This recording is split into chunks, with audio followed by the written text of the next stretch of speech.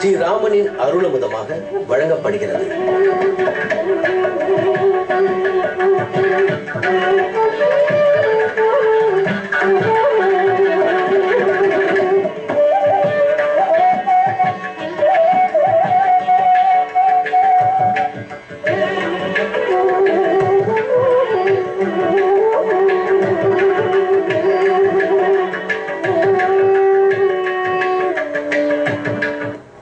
रामो राजमणि सदा विजयते रामं रमेशं भजे रामेणाभिगता निशाचर चमूः रामाय तस्मै नमः रामात्नास्ति परायणं परतरं रामस्य दासोऽस्म्यहं रामे चित्तलयः सदा भवतु भो राम मामुद्धर. ராமன் நம்முடைய நெஞ்சத்தில் எப்போதும் வீற்றிருக்க வேண்டும். ராமன் சீதாபதி. அவனால் பகைவர்கள் அழிக்கப்பட்டு அடியார்களுக்கு நன்மைகளெல்லாம் கொடுக்கப்பட்டன. ராமனுக்கு நாம் தாசனாக இருந்து எத்தனை ஆண்டு வேணுமானாலும் பணிவிடைகள் தொண்டுகளை புரியலாம். ராமதூதர் ராமதாசரன்னே பெயர் பெற்று விளங்கியவர் ஆஞ்சநேயர். ராமனுக்கு தற்போது காட்டுக்கு வந்து கிஷ்கிந்தை அடைந்த போது என்ன வயது இருக்கும்? 12வது வயதில் கல்யாணம் நடந்தது. அடுத்து 12 ஆண்டுகள் அயோத்தியோடையே வாழ்ந்தார்கள். 25வது வயதில் காட்டுக்கு புறப்பட்டனர். 14 ஆண்டுகளில் கிட்டத்தட்ட 13 ஆண்டுகள் நிறைவேறிவிட்டன. மீதம் ஒரே ஆண்டு. அதிலும் 10 மாசங்கள் சீதை சிறையில் புகுந்தாள், அசோகவனத்தில் இருந்தாள். அந்த 10 மாதங்களில் தான் இப்போது நாம் உள்ளோம். மொத்தம் ஓர் ஆண்டு ராவணன் தூக்கி போனதாகவும் அதில் 2 மாதங்களுக்கு முன்னால் தான் கெடு வைத்ததாகவும் அப்போதுதான் ஆஞ்சநேயர் போய் சீதை தரிசித்தார் என்னும் கணக்கு தெரிகிறது. அதன்படி பார்த்தால் இப்ப ராமனுக்கு வயது கிட்டத்தட்ட 38 இருக்க வேண்டும். இந்த வயதில் தான் ஹனுமார் ராமனை சந்திக்கிறார். இன்றிருந்து எவ்வளவு நாட்களுக்கு தொடர்பு? அடுத்த 4 மாதங்கள் சீதையை தேடி போகவில்லை. ராமன் ரிஷமூக மால்யவானில் இருக்கிறார். அதே சமயம் ஹனுமான் கிஷ்கிந்தையில் வாழ்கிறார். அப்ப இன்னும் 4 மாதங்கள் கழித்து தான் தொடர்பே. வெகு குறைவான காலத்துக்குத்தான் ஹனுமாரும் ராமனும் கூடி இருந்துள்ளார்கள். ஆண்டாண்டாக ஆயிரக்கணக்கான ஆண்டுகள் ஆகவில்லை. முதல் முறையாக ஆஞ்சநேயர் ராமனை தரிசிக்கிறார். ஆனால் அப்போதே இவன்தான் பரபிரம்மம், இவனே முழுமுதற் கடவுளுடைய அவதாரம் என்றெல்லாம் அவருக்கு தெளிவு ஏற்பட்டு விட்டது. யாது காரணத்தால் ஹனுமான் பிறந்த போது ஆகாயத்தை நோக்கி சூரியனை ஒரு பழமாக நினைத்து தாவினார். அப்போதே அவர் இந்திரனின் வஜ்ராயுதத்தால் அடிபட்டு விழுந்தார். உடனே பிரம்மாவிற்கு ஆஸ்வாசப்படுத்துவதற்காக வரம் கொடுத்தார். நீ பிரம்மஞானி ஆவாய், பிரம்மத்தை காண்பாய் என்ன அருளினார். சரி, ரொம்ப திருப்தி.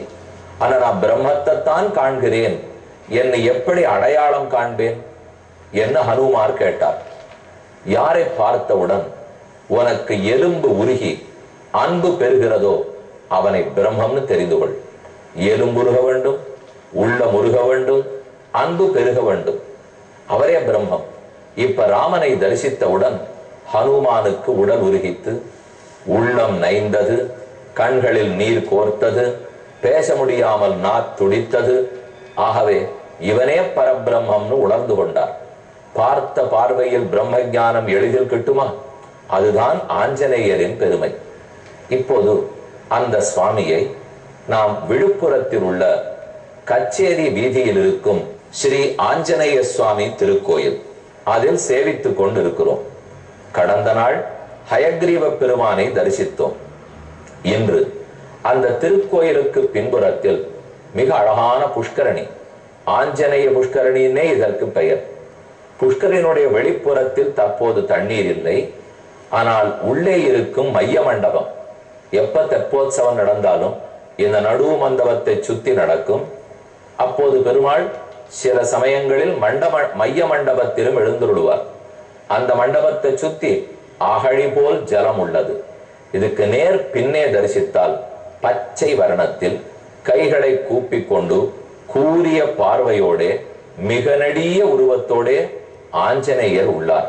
97 அடி உயர ஆஞ்சநேயர். எவ்வளவு உயரம்! இந்த உயரத்தை எடுத்துக்கொண்டுதான் பறந்திருப்போம்னால் இதை விட பன்மடங்கு உயரம். யோஜனை கணக்கு 10 மைல்கள் கணக்கில் ஆஞ்சநேயர் உயர்ந்துதான் கடலை தாவி இருக்கிறார். ஆண்டுக்கு ஒரு முறை உற்சவத்தின் போது இந்த சுவாமிக்கு 5000 லிட்டர்கள் பால் திருமஞ்சனம் செய்யப்படுகிறது. எப்படித்தான் செய்வார்களோ இந்த உயரத்தில் அவர் திருமஞ்சனம் கண்டருளுகிறார். உயரமான ஆஞ்சநேயரை தரிசித்துக் கொண்டு கோயிலுக்குள் சென்று ராமரை சேவிக்க வருகிறோம். உற்சவமூர்த்தி நடுவே ஸ்ரீ ராமச்சந்திரன், ஓர் புறத்தில் லக்ஷ்மணன், மற்றொரு புறத்தில் சீதை. இவர்களுக்கு அருகே அபயப்பிரதானம் பண்ணிக்கொண்டு ஆஞ்சநேய சுவாமி தன் இடது கையில் கதை, வலது கையில் அஞ்சேல் என்னும் முத்திரை, இவைகளோட ஆஞ்சநேயரும் சேர்ந்து தரிசனம் கொடுக்கிறார். ராமர் உற்சவரையும் சேவித்தோம், நீண்ட நெடிய ஆஞ்சநேய பெருமாளை தரிசித்தோம், ஆஞ்சநேய புஷ்கரணியும் சேவித்துக் கொண்டோம். இனிமேல் உள்ளே சென்று பிரதான ஆஞ்சநேயரை தரிசிக்க வேண்டும். அதை அடுத்த நாள் பார்க்கும் போது செய்வோம். இப்போது அடுத்த சர்க்கத்தை அடைகிறோம். ஹனுமான் தான் இன்னார்ங்கிறத ராமரிடத்திலே விண்ணப்பித்து விட்டு நீங்கள் ஆர் என்று கேட்டார். இப்போது ராமன் பதில் கூற வேண்டும். ஆனால் சொல்லவில்லை. 3வது சர்க்கத்தினுடைய முடிவில் இருக்கும். அனயா சித்ரயா வாச்சா திரிஸ்தான வியஞ்சனஸ்தயா கஸ்ய நாராத்யதே சித்தம் உத்யதாசேர் அரேரபி ஏவம் விதோ யஸ்ய தூதா ந பவேத் பார்த்திவஸ்யது சித்யந்திஹி கதம் தஸ்ய கார்யாணாம் கதயோனுக. ஹே அனக, குற்றமற்றவனே, ராமன் லக்ஷ்மணனிடத்தில் பேசுகிறார். இவரை போல ஒரு மந்திரி இருந்தால் எந்த காரியம்தான் நடக்காது. இவரை போல இல்லாதவர்களுக்கு ஒரு நாளும் காரிய சித்தி ஏற்படாது. ஏவமுக்தஸ்து சௌமித்ரி சுஜ்ரீவ சச்சிவம் கபிம் அபியபாஷத வாக்கியம் பவனாத்மஜம். நன்கு பேச தெரிந்த வாயு குமாரனான ஆஞ்சநேயருக்கு அவர் கேட்ட கேள்விகளுக்கெல்லாம் லக்ஷ்மணன் பதில் சொல்ல ஆரம்பித்தார். தமேவச்சாவாம் மார்காவஹ சுக்ரீவம் பிளவகேஸ்வரம் விதிதானோ குணா வித்வன் சுக்ரீவஸ்ய மகாத்மனஹ. நீ சொன்னதிலிருந்து ஆஞ்சநேயரே சுக்ரீவனின் அருமை பெருமகளை அறிந்தோம். நாங்களும் அவரோடே தோழமை கொள்ளத்தான் வந்திருக்கிறோம். எங்களுக்கு ஒரு காரியம் ஆக வேண்டி உள்ளது. ஆகவே நாங்கள் சுக்ரீவனோட சந்தி பண்ணி கொள்ள வந்திருக்கிறோம். கேட்ட அனுமானுக்கு ரொம்ப திருப்தி. நாம் நினைத்தபடிக்கு இவர்கள் சுக்ரீவனோட சேர்ந்து விட்டால் அப்ப இழந்த அரசை சுக்ரீவன் பெறுவான், நல்லது நடக்க போகிறது என்று நினைத்து கொண்டு திருப்திப்பட்டார். தத்தஸ்ய வாக்கியம் நிபுணம் நிசம்ய பிரகிருஷ்ட ரூபா பவனாத்மஜ கபிஹி மனசமாதாய ஜயோபபத்தௌ சக்கியம் ததா கர்த்துமியேஷ தாபியாம். நாம் எதை நினைத்தோமோ அது நடக்க போறது போல இருக்கு. இது மட்டும் நடந்து விட்டால் அப்ப 2 பக்கத்துக்குமே நன்மை. ராமனு ஏதோ காரியம் நடக்கணும்னு சொல்றார், நாம நடத்தி கொடுத்துடுவோம். சுக்ரீவனுக்கும் காரியம் நடக்கணும், அதை ராமன் நடத்தி கொடுக்கட்டும் என்ன ஆஞ்சநேயர் நினைக்கிறார். அடுத்து 4வது சர்க்கம் இலக்குவன் கூறும் பதில். தத பிரகிருஷ்டோ ஹனுமான் கிருத்தியவானிதி தத்வசஹ ஸ்ருத்வா மதுரபாவஞ்ச சுக்ரீவம் மனசாகதா. மனத்தால் ஹனுமான் கிருத்தியவானிதி தத்வசஹ, இப்படி ஆனந்தப்பட்டு ஹனுமான் கைகூப்பி கொண்டிருக்க கிமர்த்தஞ்ச வனங்கோரம் பம்பா கானன மண்டிதம் ஆகத சானுஜோ துர்கம் நானா வியால மிருகாயுதம். எதற்கு இந்த காட்டுக்கு வந்தீர்கள்? அண்ணனும் தம்பியுமாக, கரியவனும் சிவப்பானவனுமாக நீங்கள் இருவரும் இந்த கோர காட்டுக்கு ஏன் வந்தீர்கள்? நிறைய துஷ்ட மிருகங்கள் இருக்கிற இடமாச்சே. அப்ப லக்ஷ்மணன் மெதுவா பதில் சொல்ல ஆரம்பிக்கிறார்.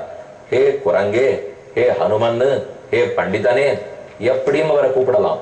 அவரை கூப்பிட வேண்டியது முக்கியம் இல்லை. தங்கள் கதை சொல்றார். ராஜா தசரதோ நாம துதிமான் தர்மவத்சலா சாதுர்வர்ணியம் ஸ்வதர்மேண நித்தியமேவாபிபாலயன். பிரம்மாவுக்கு ஒத்த பிரபாவம் படைத்தவர், சிறந்த மன்னர், இக்ஷ்வாக்கு குலத்திலே போற்றி புகழப்பட்டவர், தசரதன் என்கிற மன்னன் இருந்தார். வெகு நாட்கள் புத்திர பாக்கியம் இல்லை. மேலும் ரிஷசிருங்க முனிவரை கூட்டு புத்திரகாமேட்டி யாகம் பண்ண 4 புதல்வர்கள் பிறந்தார்கள். மூத்தவன் ராமன். இதோ இந்த கரிய செம்மல் தான் ராமன். அவருக்கு இளையவன் இலக்குவன். இதோ நான் தான் அந்த லக்ஷ்மணன். நத்வேட்டா வித்யதே தஸ்ய சதுத்வேட்டின கிஞ்சன தஸ்யாயம் பூர்வஜ புத்திரா ராமோ நாம ஜனைஸ்ருதா. மூத்த மகன் ராமன் இவர். உலகத்தில் நிரம்ப புகழ் பெற்றவர். சரண்ய சர்வபூதானாம் பிதுர் நிர்தேச பாரகா. அனைவராலும் வணங்கப்படுபவர். தந்தை சொல்மிக்க மந்திரமில்லை என்கிற ஒன்றையே நிரூபிக்க நாட்டை துறந்து காட்டுக்கு வந்தவர். ஜேட்டோ தசரதஸ்யாயம் புத்திராணாம் குணவத்தரஹ. இவன் தான் மூத்தவர். குணங்களிலும் மூத்தவர், பிறப்பிலும் மூத்தவர், பண்பிலும் மூத்தவர், வீரத்திலும் மூத்தவர். நாருன்னு சொல்றேன் கேட்டுக்கோ. அகமஸ்ய அவரோப்ராதா குணை தாஸ்யமுபாகதா கிருதஜ்ஞஸ்ய பகுஜ்ஞஸ்ய லக்ஷ்மணோ நாம நாமதா. எனக்கு இலக்குவன்னு பேர். ஊரெல்லாம் என்னை பத்தி சொல்றது இவருக்கு தம்பின்னு. ஆனா நான் என்னை பத்தி அறிந்து வைத்திருப்பது இவருக்கு தாசன் என்று. குணை தாஸ்யமுபாகதா. இவன் குணங்களுக்கு நல்ல பண்புகளுக்கு தோற்ற அடிமை நான். லக்ஷ்மணன் தன்னை எப்படி அறிமுகப்படுத்துகிறார்? நானா ராமனுக்கு அடிமை, இதை என் உள்ளத்துல இருக்கு. ஆனா மக்கள் எல்லாம் தம்பின்னு சொல்றார்கள். நான் தம்பி என்று உரிமை கோர வரவில்லை, தாசன் என்று கடமையாற்ற வந்திருக்கிறேன். என்னுடைய தொண்டு புரிதலாகிற கடமை, அதற்கு கூட வந்திருக்கிறேன். தம்பினுட்ட ஒரு செருக்கு வரும் பாருங்க, உறவு தம்பி, அதுக்கு நான் வரல. நான் தாசன் என்ற அடிமையாகத்தான் வந்திருக்கிறேன். ராஜ்யாத் பிரஷ்டஹா மயா வஸ்தும் வனே சார்த்தம் இஹாகதா. என்னோடு சேர்ந்து இவர் கூட வந்திருக்கிறார். அதாவது ராஜ்யத்திலிருந்து வெளியேற்றப்பட்டார், அது கூட பொறுத்து கொண்டு ஆனந்தமாக காட்டில் இருந்தோம். அந்தோ இவருடைய மனைவியாம் சீதை தூக்கி செல்லப்பட்டாள். அந்த கதை சொல்றார். தச்ச நஞாயத்தே ரக்ஷா பத்னி ஏனாஸ்ய வாகிருதா. அப்போது ஓர் அரக்கன் பஞ்சவட்டியிலிருந்து இவளை தூக்கி போனான். யார் அதுங்கிறது எங்களுக்கு தெரியாது. கிருத்ரராஜர் கழுகரசரானவர் இறந்தார். அப்ப ஜட்டாயு சொன்னபடிக்கு ஒரு பேர் மட்டும் ஞாபகம் சென்றிருக்கோம். ஆனால் அவனை பற்றித்தான் கபந்தன் என்னும் ஒருத்தனை நாங்கள் அழித்தோம். தனுவனுடைய பிள்ளை. அந்த கபந்தன் தான் உன்னை பற்றி எங்களுக்கு கூறி உன்னிடத்திலே தோழமை கொண்டாள். நீ உதவி செய்து சீதையை தேடி கொடுப்பாய். ராவணனை பற்றி உனக்கு தெரியும் என்ன அவர் கூறினார். தனுர்நாம திதே புத்திரஹ ஷாபாத் ராட்சசதாம் கதா. திதியினுடைய பிள்ளை தனுன்னு பேர். அரக்கன் கபந்தன் அவன் தான் உன்னை பற்றி சொன்னான். ஆக்யாதஸ்தேன சுக்ரீவஹ சமர்த்தோ வானராதிபஹ ஏவமுக்த்வா தனுஸ்வர்கம் பிராஜமானோ திவங்கதா. இதை சொல்லிவிட்டு கபந்தன் அவன் சொர்க்கலோகத்தை அடைந்தான். நாங்கள் மெதுவே மேற்கு நோக்கி தேடிக்கொண்டு வந்தோம். அவன் பம்பாசரசு சொல்ல அதை பார்த்தோம். ரிஷமுக பர்வதம் சொல்ல அதையும் பார்த்தோம். உன்னையும் சந்தித்து விட்டோம். நீதான் இப்போது சுக்ரீவனை பற்றி பேசியிருக்கிறாய். எங்கள் ராமன் உங்கள் சுக்ரீவனை எதிர்பார்த்து வந்திருக்கிறார். ஏஷதத்வாச்ச வித்தானி பிராப்யச்ச அனுத்தமம் யசா லோகநாத புராபூத்வா சுக்ரீவம் நாதமிச்சதி. எங்கள் ராமன் ஒரு நாள் உலகத்துக்கே தலைவன்.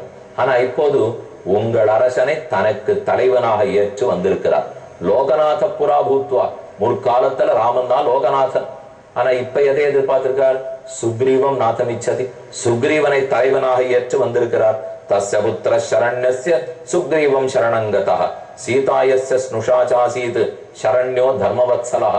உலகத்துக்கே சரண்யனாய் தஞ்சமாய் தசரதன் இருந்தான். அந்த தசரதனுக்கு பிள்ளையாக பிறந்த ராமன் உன்னை தஞ்சமாக நினைத்து வந்திருக்கிறான். சர்வலோகஸ்ய தர்மாத்மா சரண்ய சரணம் புரா குருர்மே ராகவசோயம் சுக்ரீவம் சரணங்கதா. உலகத்துக்கே குரு ராமன், அனைவராலும் வணங்கப்படுபவர். அவர் உன்ன குருவாக ஏற்று வந்திருக்கிறார். ஆகவே சோகாபிபூதே ராமந்து சோகார்த்தே சரணங்கதே கர்த்துமர்கதி சுக்ரீவா பிரசாதம் சக யூதபைஹி. சுக்ரீவா, இதுதான் எங்களுடைய கதை. மனைவியை ராமன் இழந்தான், காட்டில் தவித்தோம். வரும்போது கவந்தனை கண்டோம், உன்னை அடையாளம் காட்டினான். உன்னையே சரணமாக பற்றி வந்திருக்கிறோம். சீதையை தேடுவதற்கு நீ உதவி புரிய வேண்டும் என்று லக்ஷ்மணன் பதில் கூறினார். முடித்தார். இனிமேல் சுக்ரீவனுக்கும் ராமனுக்கும் நட்பு மலரப் போகிறது. பார்ப்போம். ஒரு அறிவிப்பு. செப்டம்பர் மாதம் 21, 22, 23 ஆகிய தேதிகளில் ஹோசூரில் தாசப்பா கல்யாண மண்டபம், ஆவளப்பள்ளி சாலை மாலை 6:30 மணிக்கு அடியனுடைய உபன்யாசம்.